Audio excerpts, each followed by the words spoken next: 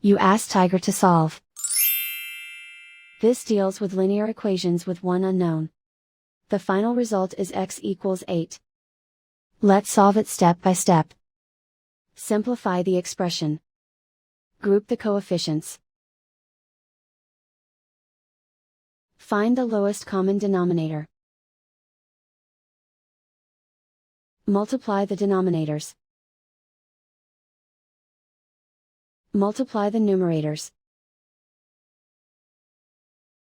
Combine the fractions. Combine the numerators.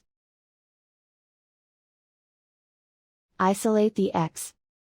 Multiply both sides by inverse fraction 8/5.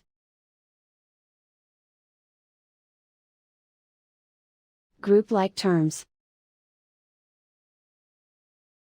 Multiply the coefficients. Simplify the fraction. Multiply the fractions. Simplify the arithmetic. And so the final result is x equals 8.